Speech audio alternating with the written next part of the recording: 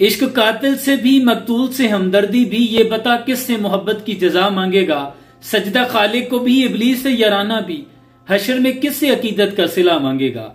हमें इस्लाम ये दरस देता है कि जुल्म देखकर उस पर खामोशी इख्तियार कर लेना जालिम की हिमायत करने के मुतरादिफ है, यानी जालिम में और तुम में फिर कोई फर्क नहीं है।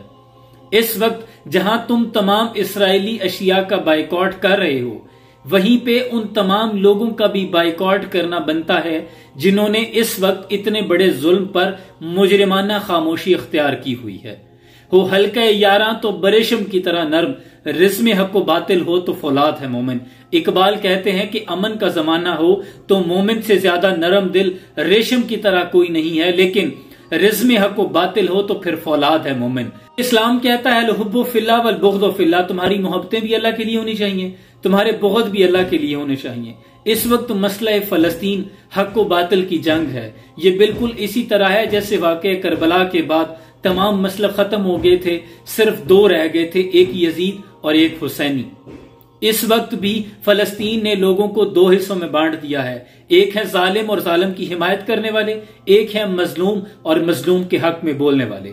सारा साल वो लोग जो आपके स्टार बने हुए हैं, जिनको सारा साल आप वीडियोस में देखते हैं, उनकी वीडियोस को शेयर करते हैं, लाइक देते हैं और आपने उनको स्टार बनाया हुआ है। वो किसी भी शोबा है जिंदगी से ताल्लुक रखते हो, वो तमाम उलमा इकराम जिनको आप सुनते हैं, वो तमाम मीडिया इन्फ्लुएंसर्स जिनको आप सुनते हैं, और जो आपके दिलदादा हैं, आपके बड़े करीब हैं, उन तमाम लोगों की प्रोफाइल पर जाके उनको कहें कि मसले फलस्तीन पे बात करें। जो लोग ये समझते हैं कि बोलने से क्या होता है, याद रखें जिसकी आवाज का जितना कद बुलंद है वो उतनी ही पुर असर है। क्योंकि इस्लाम तो कहता है कि किसी के साथ चलो तो उसे पता चलना चाहिए कि तुम उसके साथ हो, किसी के खिलाफ चलो तो भी उसे पता होना चाहिए कि तुम उसके खिलाफ हो। दरमियानी रास्ता तो मुनाफकत का है। इस वक्त मुनाफकत इख्तियार न करें, अपना अपना मौकफ दें, क्योंकि ये हक व बातिल की जंग है।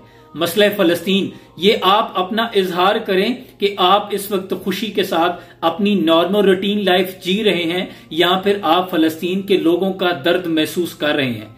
क्योंकि उम्मत मुस्लिमा हुजूर के फरमान के मुताबिक एक जिस्म की मानित है, जिस्म के एक हिस्से पे दर्द हो तो दूसरा हिस्सा उस दर्द को महसूस करे, वरना अगर आपको दर्द महसूस नहीं होता तो आप जिस्म का फालिज शुदा वो हिस्सा है जिसको इलाज की सख्त जरूरत है।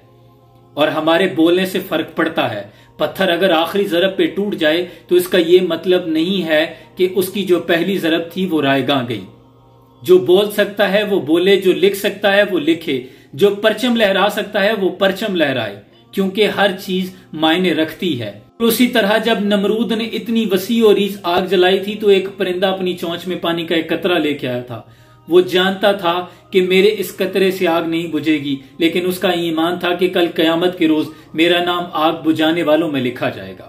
इसी तरह उन तमाम टिकटॉकर स्टार्स को मेंशन करें, उनकी आईडीज पे जाके कमेंट्स करें कि मसले फलस्तीन पे बात करें, क्योंकि ये इतना बड़ा मसला है कि दू बदू जाकर आप जंग नहीं लड़ सकते। अब वो दौर नहीं रहा। अब टेक्नोलॉजी और जोहद मुसलसल के बाद आपके पास वो हथियार मौजूद है। सिर्फ दुश्मन को वो आपने बावर करवाना है कि आपके पास इतनी देर का अल्टीमेटम है, जुल्म को बंद कर दें।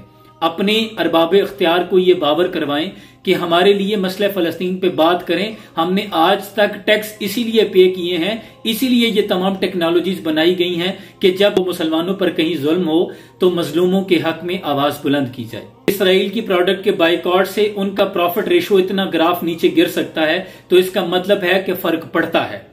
और हमारा इस्लाम ये बात का दर्स देता है कि जुल्म हो तो हाथ से रोको, हाथ से नहीं तो जुबान से रोको, जुबान से नहीं तो दिल में बुरा समझो। ये कम से कम ईमान का कमजोर तरीन दर्जा ही सही, लेकिन ये तलकीन हमें इस्लाम ने दी है कि जो जुल्म देखो उस पर बात करते रहो, अपने अरबाब इख्तियार को ये बावर करवाते रहो, दस्तक देते रहो, इस बात की उन्हें यकीन दहानी कराते रहो कि हम मजलूम के साथ खड़े हैं, हम फलस्तीन के लोगों के साथ खड़े हैं। और अगर वो कहीं आपकी डीपी, आपकी कोई पोस्ट, आपकी फोटो, कोई वीडियो देख लें तो फलस्तीन के लोग शर्मिंदा ना हो, कम से कम उनके जख्मों पे थोड़ी मरहम हो कि आप उनके दुख में दुखी तो हैं।